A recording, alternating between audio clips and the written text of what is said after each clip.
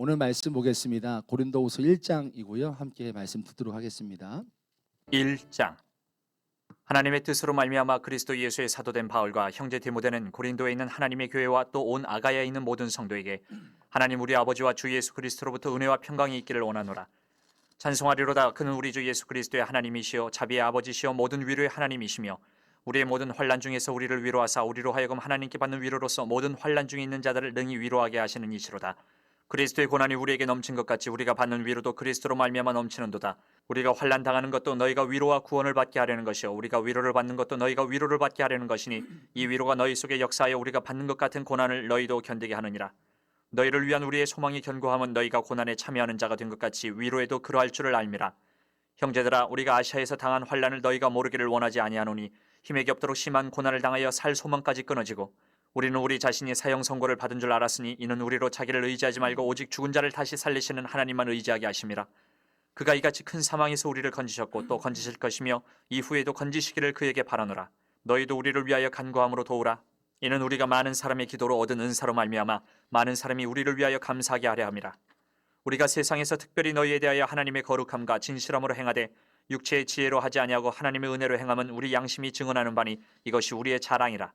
오직 너희가 읽고 아는 것 외에 우리가 다른 것을 쓰지 아니하노니 너희가 완전히 알기를 내가 바라는 것은 너희가 우리를 부분적으로 알았으나 우리 주 예수의 날에는 너희가 우리의 자랑이 되고 우리가 너희의 자랑이 되는 그것이라. 내가 이 확신을 가지고 너희로 두 번 은혜를 얻게 하기 위하여 먼저 너희에게 이르렀다가 너희를 지나 마게도냐로 갔다가 다시 마게도냐에서 너희에게 가서 너희의 도움으로 유대로 가기를 계획하였으니 이렇게 계획할 때 어찌 경솔히 하였으리요? 혹 계획하기를 육체를 따라 계획하여 예의하면서 아니라 하는 일이 내게 있겠느냐?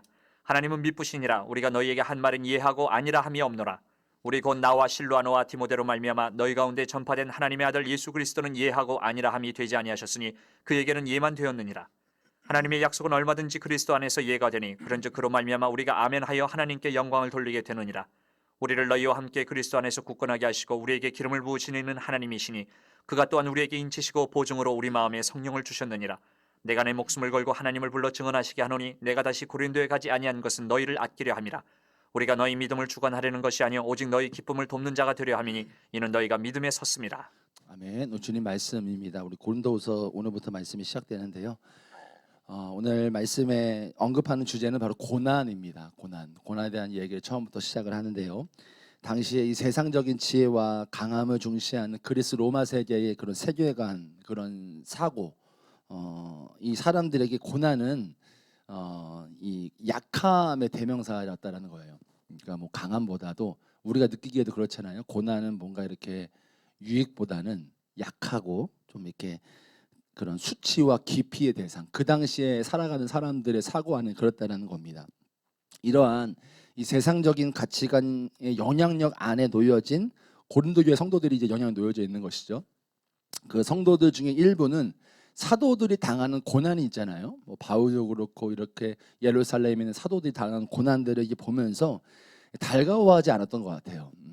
그것이 자기들 사고, 세상에 살아왔던 그 사고로 봤을 때는 고난이 유익한 것은 아니고 뭐 기피할 거고 되게 안 좋은 건데 사도들이 그걸 당하니까 실제로요. 뭔가 좀 달갑지 않게 여겼던 것으로 보입니다. 그래서 이런 것을 빌미로 성도들 중에 일부가 사도들을 비난했던 것으로 보입니다.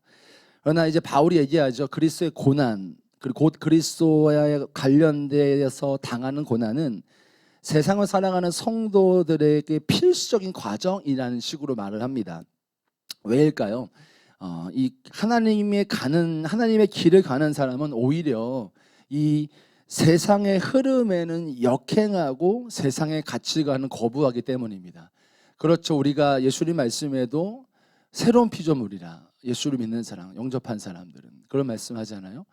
전혀 다른 삶을 사는 거죠. 세상의 가치관 것이 다르지 않고 말씀대로 살아가는 방식으로 우리의 삶의 가치관이 바뀌고 세계관이 바뀌기 때문에 그럴 수밖에 없다라는 겁니다. 그래서 더 큰 공경과 어려움에 처하게 될 수 있다라는 것을 바울은 말하고 있는 것입니다. 4절을 보시면 이렇게 말해요. 이처럼 그리스도를 따르는 자들은 필연적으로 고난의 길을 겪는다. 이렇게 말하면서 이 세상이 그리스도를 배척하고 핍박했듯이 진리의 길을 따르는 자들에게도 동일한 어려움이 찾아온다라는 겁니다. 그러나 우리에게는 하나님의 위로가 있다라는 것을 잊지 말아야 된다는 것이죠.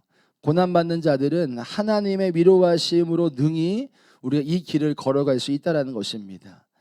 또 그들은 그리스도의 고난에 참여할 뿐만 아니라 위로도 함께 누릴 것입니다. 5절의 말씀에 나오는데요. 이것은 그들에게 그리스도의 길을 걷고 있다라는 확신을 주죠. 내가 잘 가고 있다. 예수를 잘 믿고 있다라는 확신을 주게 됩니다. 예수님처럼 내가 똑같은 고난을 받으니까요. 그래서 위로가 되겠죠. 이 확신은 곧 소망으로 이어지게 될 것입니다. 내가 잘 가고 있구나. 결국은 멸류관을 받겠구나라는 것이겠죠. 바울이 바라던 게 이것이었던 것 같습니다. 그래서 고린도 교회가 이러한 견고한 소망을 고난 가운데 가지기를 바랬던 것이죠. 11절 보시면 바울은 고린도 교회에서 간구함을 도우라라고 부탁을 합니다. 간구함으로 도우라. 기도해달라는 거죠. 바울은 기도의 능력을 잘 알았습니다. 그래서 기도야말로 하나님의 위로가 이렇게 얻을 수 있는 가장 강력한 통로임을 알았습니다. 고난 가운데 기도함으로 동역함으로 하나님의 위로하심을 얻을 뿐만 아니라 그 기도로 말미암아 그 위로와 동시에 우리의 고난 또 어려움들을 극복할 수 있는 힘을 얻게 된다라는 그 비밀을 알았던 것이죠. 그래서 기도를 부탁했던 것입니다. 이 16절 이하를 보시면 12절부터 나오는데요. 이제 이 고린도 교회를 방문하지 못한 이유에 대해서 얘기하는 내용인데요. 고린도 교회의 성도들에게 곧 방문하겠다라고 약속은 했지만 그것을 실천하지 못했습니다. 그러자 일부의 이 성도들 가운데서 바울의 진정성을 좀 의구심 가지기 시작했던 것 같아요. 이에 바울이 이제 뭐 내가 즉흥적으로 계획을 변경한 것이 아니라 하나님의 섭리가 있었다라고 16절에서 쭉 나오고 얘기하고 있습니다. 사실 바울은 고린도를 2번 방문하기를 원했어요. 그러나 마게도냐로 가는 길에 들르고 다시 돌아오는 길에 들르고 싶어 했습니다. 하지만 그 일이 뜻대로 되지 않았고 예정에 없던 곳에서 발이 묶이게 된 거죠. 그러나 바울은 한 번도 고린도 교회를 잊지 않았다라는 것을 말하고 싶었던 겁니다. 바울의 이러한 변경된 일정에 대해서는 다른 의도가 없었습니다. 오히려 그는 오직 하나님의 은혜로 그들과 대면하고 싶어 했던 것 같아요. 17절에 보면 그러나 이제 이 비방자들이 있잖아요. 그 소수의 비방자들은 바울이 육체에 따라 계획했다라고 비방합니다. 성령에 따라 한 게 아니라 그냥 뭐 자신의 육신에 따라 생각에 따라 그냥 변경했다고 생각합니다. 자신이 편리한 대로 계획하고 사정이 되지 않으면 변경하는 이기적인 뭐 이런 사람으로 바울을 매도한 거죠. 그러나 바울은 그의 계획이 결코 이게 경솔하게 이렇게 한 게 아니라 하나님 앞에서 성도를 사랑하는 마음으로 성령의 인도하심에 따라 했다라고 말을 합니다. 이어서 그는 하나님은 참 신실한 분이다. 하나님 약속은 취소되지 않는다라고 얘기해요. 모든 것은 하나님 안에서 그리스도 안에서 이해가 된다라고 말합니다. 이렇게 말하고 있습니다. 그러니까 이 예수님 하나님은 역사의 주인이시라는 거죠. 예수님 안에서 구원함이 온 인류의 구원함을 얻은 것처럼 그 계획이 약속의 신실한 대로 지켜지잖아요. 메시아 약속이요. 그대로 지켜지잖아요. 그러므로 여러분 삶 가운데 불투명한 현실이 있을지라도 예수 안에는 이해가 된다라는 거예요. 눈에 봤을 때는 아무것도 보이지 않을지 몰라도 예수 안에서는 이해다. 그 말을 하고 있는 것입니다. 22절에 우리가 유명한 말씀이지요. 하나님은 그의 택하신 백성을 성령으로 인치신다고 말합니다. 여기서 인치심은 완전한 밀봉을 말합니다. 원문으로 보면요. 누구든지 건드릴 수 없는 완전한 소유입니다. 우리가 인치신 바 성령이 내 안에 있다는 것은 이미 우리는 밀봉된 겁니다. 예수로요. 마귀가 어찌할 수 없는 존재라는 것입니다. 건드릴 수는 있겠지요. 그런데 우리의 생명을 어찌할 수 없다는 것입니다. 그러므로 정말 성령님이 보증하신다는 건 놀라운 하나님의 능력이 우리의 삶에 있는 것이다 라는 것을 말하고 있습니다. 전체적으로 오늘 말씀, 고난에 대한 말씀과 또 사도직에 대한 말씀들을 이렇게 바울이 변명하는 내용들이 쭉 나오는데요. 오늘 말씀 4절과 20절 말씀을 좀 붙들고 오늘 두 가지 말씀 붙들고 기도할 건데요. 먼저 말씀을 좀 보고 우리가 기도하겠습니다. 4절 말씀 보시면 우리의 모든 환난 중에서 우리를 위로하사 우리로 하여금 하나님께 받은 위로로서 모든 환난 중에 있는 자들을 능히 위로하게 하시는 이시로다 라고 말하고 있습니다. 우리 믿는 사람들 그리스도인들에게 고난이 옵니다. 필수 과정입니다. 그렇죠? 우리가 세상 살면서 주의 말씀대로 살다 보면은 분명히 세상과 살아가는 방식이 다르고 생각하는 사고와 가치관이 다르기 때문에 충돌이 올 수밖에 없고요. 또 인생 자체가 또 우리가 고난이잖아요. 우리 죄로 인하여 고난이 오듯이요. 그것 때문에 이 필수 과정이라 할 수 있겠습니다. 고난이 오겠지만은 그 고난이 유익이 될 수 있는 것은 이 4절 말씀입니다. 고난은 우리가 하나님을 경험하는 통로이기 때문입니다. 그래서 하나님께 받은 위로로서라고 나오죠. 그리고 이 고난들이 수치로 끝나는 게 아니라 하나님을 경험함을 통하여 복된 경험이 된다라는 거죠. 이 고난을 통하여 오히려 우리는 하나님의 살아계심을 경험하고 하나님이 우리와 함께 하심을 경험할 수 있다는 것입니다. 자, 여러분, 또한 이 고난을 통해서 우리가 받는 하나님의 위로가 있잖아요. 이것이 또 세상에는 위로로 전달될 수 있다는 겁니다.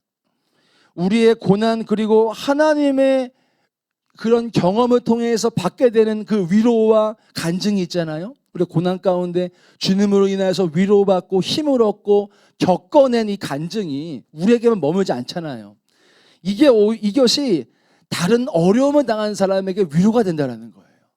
우리가 하나님을 통해서 내 고난과 힘듦이 위로받고 힘을 얻고 능력을 얻고 이 넘어감, 극복, 이것이 나에게만 유익이 되는 게 아니잖아요.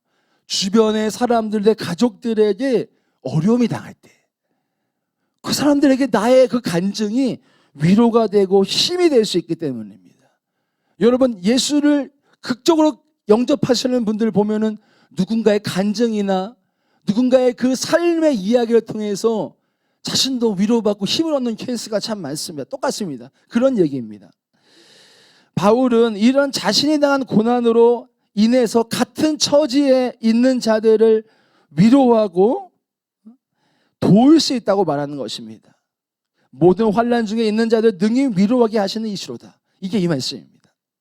바울은 그저 개인 차원에서 고난을 이해하고 그냥 나 힘드니까 하나님이 극복하셔서 이것도 너무 귀한 거지만 이것이 근본적으로 우리 주시는 이유는 나에게 하나님의 경험을 하게 하시는 첫 번째 이유도 있지만요, 이 하나님의 위로가 내 주변에 힘든 이들에게 똑같이 위로가 흘러가기 원하시는, 그들도 나와 같이 나의 이 간증을 들으면서 위로받고 극복하기를 원하시는 그 하나님의 통로가 되기를 원하신다라는 것입니다. 하나님께서 이런 방법을 쓰신다라는 겁니다. 하나님을 통해서 위로받는 사람들을 통해서 또 다른 당신의 백성들, 위로받아야 될 영혼들에게 위로받게 하시고 또 믿지 않는 사람들에게 나의 그런 하나님에 대한 경험을 나누어줌을 통하여 그들도 위로와 힘을 얻게 하시기를 원하시는 그 통로가 우리기도 하고요, 또 고난을 통해서 하나님을 경험하게 하시고 극복하게 하시는 또 하나님의 그 큰 은혜라는 것입니다. 그러므로 오늘 바울은 말하는 겁니다. 성경에서도 말하죠. 고난은 유익이라고요. 야고보서 1장에서도 고난은 유익이라고 야고보 사도도 말하잖아요. 그 고난을 통하여 하나님의 위로하심과 극복할 수 있는 능력을 받기 때문인 것입니다. 엄청난 것이죠.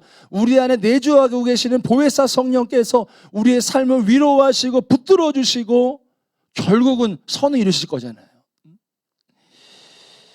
나와 비슷한 사람을 위로할 수도 있기 때문인 것입니다. 나도 위로되지만요. 우리 주위에 여러분 고통받는 이들이 있습니까? 우리 주변에 힘들어하는 이가 있습니까? 여러분, 우리의 삶이 하나님을 경험함을 통하여 하나님의 위로하심과 하나님의 그 사랑을 나누어 줄 수 있는 삶이 되기를 축복합니다. 저도 그렇고 여러분도 그렇고요. 우리의 삶, 먼저는 우리의 삶에 보혜사 성령님이 우리 안에 내주어 계심으로 그 능력으로, 그 생명의 능력으로 승리할 뿐만 아니라요, 그것은 기본 베이스 스탠다드로 하고요, 그 삶을 통하여 우리 주변의 영혼들도 위로할 수 있는 그런 통로, 복된 통로죠. 그게 사실 전도죠. 사실은요, 엄청 큰 전도죠. 그런 삶, 이 시대에 살아가는 사람도 얼마나 고통이 많습니까? 지금 코로나도 있고 위드 코로나, 이제 코로나 이후에 더 어려워질 수도 있고 여러 가지로 정말로 고통받는 이들이 많지 않습니까? 그들에게 복된 소식, 예수 그리스도, 우리의 삶을 통하여, 우리의 삶의 이야기를 통하여서 그들에게 하나님의 위로를 흘려보내고 그들이 일어나고 하나님을 경험하고, 그렇게 정말로 여러분들 우리의 삶이 그런 하나님의 복된 통로가 되는 삶이 되기를 정말 주님의 이름으로 축복합니다. 20절 보시면요, 마지막입니다. 20절 보시면 하나님의 약속은 얼마든지 그리스도 안에서 예가 되니 그런즉 그로 말미암아 우리가 아멘하여 하나님께 영광을 돌리게 되느니라. 여러분, 하나님께서는 온 세상의 주관자이십니다. 아멘이시죠? 너무나 분명한 아멘입니다. 하나님은 이 천지 만물을 지으셨고 역사의 주인공이십니다. 역사의 주인이세요. 아무리 사람이 어찌하고 권세자가 어찌할지라도 이 역사는 하나님의 손 위에 다 놓여져 있는 것입니다. 내가 하고 있다, 세상에서 뭐가, 그건 그 사람의 말입니다. 하나님은 지금 이 역사를, 예수님 오신 재림까지 지금 그 역사를 다 주관하시는 분이시라는 것입니다. 우리가 이 사실을 너무나 분명히 알고 있고 믿고 있습니다. 역사 속에 성취되지 않는 하나님의 약속은 없었습니다. 가장 큰 약속이 뭐죠? 예수님 오신다는 약속이었죠. 메시아 약속이죠. 이 언약이지요. 창세기 3장 15절부터 시작된 이 언약. 타락함부터 바로 약속하셨던 이 예수님 그 여인의 후손 약속이죠. 이 약속이 예수님을 오셨고 너무 큰 약속이 주님이 지키시는 것. 뿐만 아니라 성경에서 하나님의 약속이 안 지켜진 것이 없지요. 여러분, 이 말씀이 우리에게 어떤 의미를 줄까요? 우리는 이 약속을 붙잡아야 된다는 것입니다. 그리스도 안에서 얼마든지 예가 된다.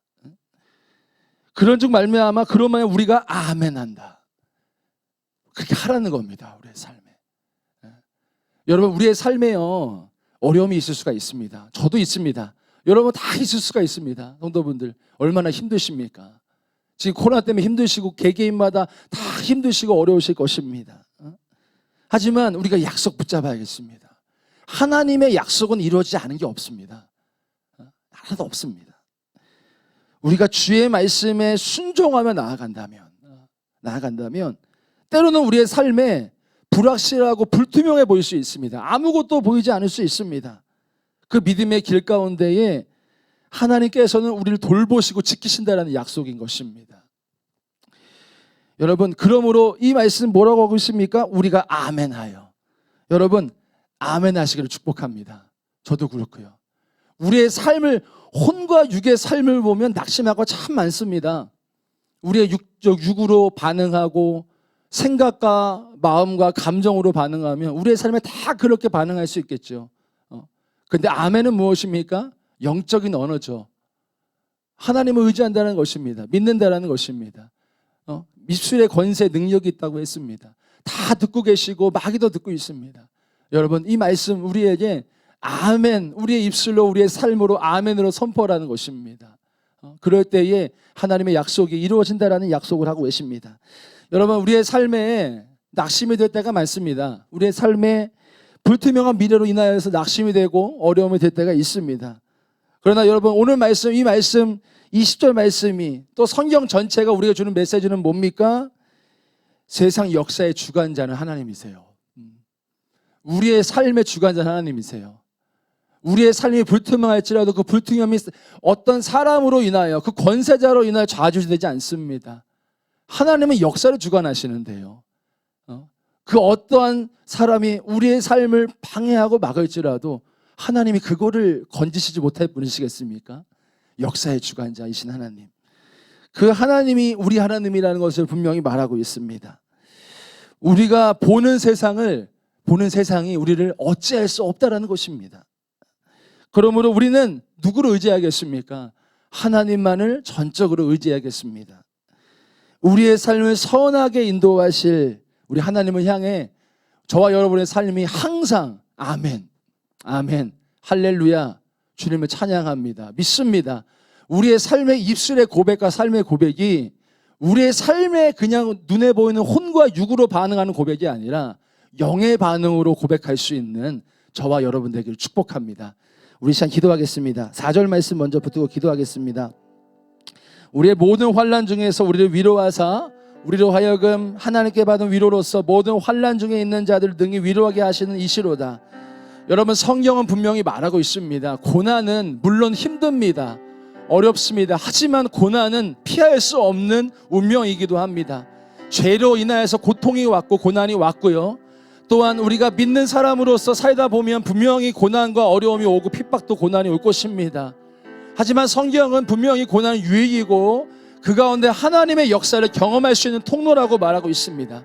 그뿐만 아니라 우리의 그 통로, 우리가 하나님을 경험하고 넘어감의 그 간증을 통하여 우리 주변의 사람들도 하나님을 경험하게 할 수 있는 도구가 바로 우리의 삶의 고난을 극복한, 고난을 지나간 그 스토리라고 말하고 있습니다. 여러분, 우리가 기도하실 때요, 하나님 아버지, 내 삶에 고난이 있지만 주님, 이 가운데 하나님의 역사가 더 크게 경험되기를 원합니다. 내 삶 안에 이 고난보다 더 크고 넓은 하나님의 은혜가 내 삶과 내 가정 모든 것을 덮어주시고 하나님의 은혜를 더 크게 경험하게 하여 주옵소서. 그리고 이러한 하나님의 경험을 통하여 내 주변에 있는 많은 사람들에게 하나님의 사랑을 흘려보낼 수 있는 도구와 통로가 되게 하여 주옵소서. 우리 이 시간 하나님의 큰 은혜를 구하면서 이 시간 기도하며 나가겠습니다. 기도합니다. 살아계신 하나님 아버지, 우리의 삶의 고난은 피할 수가 없습니다.